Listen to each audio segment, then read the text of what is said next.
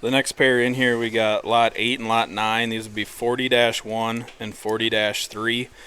This pair of barrows is in the woods back on a rusty cage. In the woods is a boar down at Brockman's. It's a My Intention Kingpin. I believe that those guys raised him. So this pedigree reads to be very stout. I think this half-belted one, he is still intact, and I mean he's one that's kind of an outlier just in terms of bone and foot and stoutness of skull and having the shape and body rib. I think he's a very cool pig.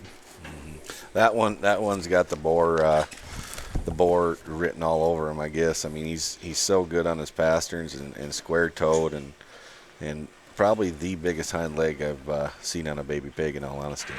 Yeah, I mean, just the way that his feet and legs are. When he was walking away, he sets them down square, and front pasterns, I think, are good. He comes at you with a good chest and square knee and everything. He's just one that I think blends together very well and has those outlier pieces, those ESTs. The other one then would be the -3, the 40-3, the all-black one there. And that's another stout featured barrow. He probably needs to just slow down a little bit and ease up a little, getting a little much there from behind. But I think another one that you slow him down and his stoutness of feature, I mean, he's one that you can feed for a very long time. He is all black. Some people like him, some people hate him.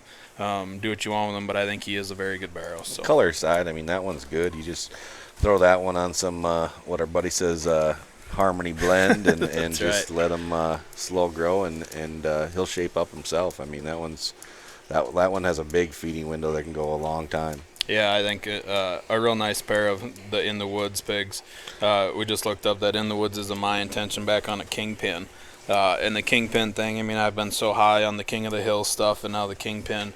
I got a handful of those daughters, the 2 10-litter daughters that just keep knocking it out of the park. And I think you keep them pedigrees together and you watch some of that stuff, and that's how you can get some of these big features and real cool pigs, the way that they're put together and designed. The boar pig's got just a neat head and good jaw on him too. I mean, for his he ain't super just sleek, but he's got a good head and neck on him. Yeah, I think that there's definitely enough extension up there. That's one of the big things now. Everybody wants him so tall-shouldered and good-looking, but the taller shoulder you get him, he's still got a very good placement of his shoulder. He's not straight-shouldered by any means, and I think he's extended enough up front.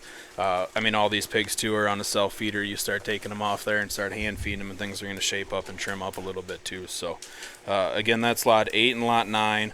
40-1 is the boar pig, and then 40-3 would be the barrow.